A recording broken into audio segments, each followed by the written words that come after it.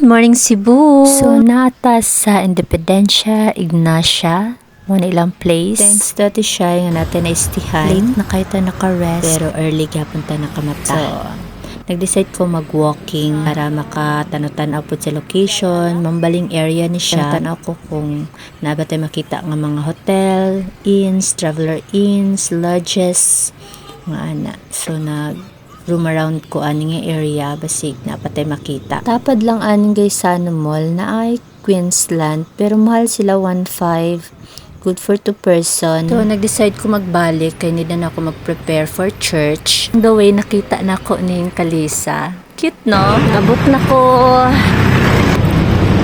Kung din nilang church diri Adventist Hospital. Nag-Google Map raday ko ani, nag-search ko sa pinaka-nearest Seventh-day Adventist Church. So muna ako nakita mga 1 kilometer. So gibaktas lang nako siya. Ako diri super init. Grabe ang Cebu ani nga time, grabe ka init. Tapos may na lang, syempre lagi tayong handa sa mga biyahe. Need talaga natin ng umbrella. So yan. Nakaabot na ta sa Miller Church and then super blessed ko ani kay nindot kayo ang wali. Na-feel gid na po ang encouragement o kanang unsay mas dapat buhaton nako para gid sa ko ang message na ni Char. Thank you Lord. Abraham, he believed God would give him a son. He just believed the word. All the stories in the Bible, they accomplish things by believing the word. Okay, everybody's got that? Now, there's a connection between the word and faith.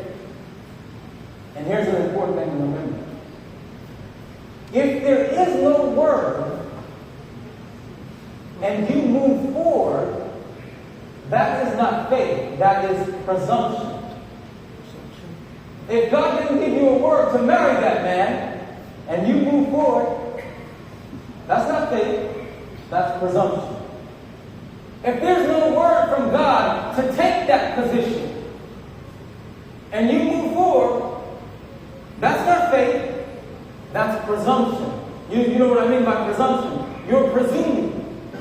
You're working in your own power, and God can't bless presumption. So faith can only exist where there is a word from God. Now God has many words right here. Thousands of words. And if you hold on to one of them and move forward, and the Spirit of God leads you in that way, you are moving in faith. But if you're moving without a word, it's only presumption. It's like when the children of Israel wanted to go up and fight the Amalekites after Moses told them, God's not with you, don't go. But they went anyway in presumption, and they got their heads beat. There has to be a word. Does everybody get that? Where there's no word, there cannot be faith. Faith hangs on the word of God only. You understand that? And if you want to cultivate faith in your life, you must begin to hear the what? Word. The word. Fast forward after church, nakatulog ko mga 8 PM na ko nakamata din, dali-dali na ko fix. Mga 10, tapos na ko kay ginawait ko na lang si Ate Shai. Finally nagkita ay namin ni Ate Shai. Hi Ate Shai. Yan, na namin sa venue ani. Nag-taxi may padulong sa venue. Then mga around 11 PM na ni. So, nag-ano lang kong baggage, then off to go na sa marathon. Mga 11:30, nag-abot sila o Gratna, si Sharon Gratna sa venue.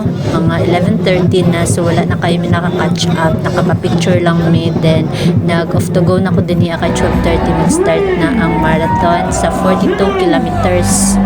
So, ayan. This is it, guys!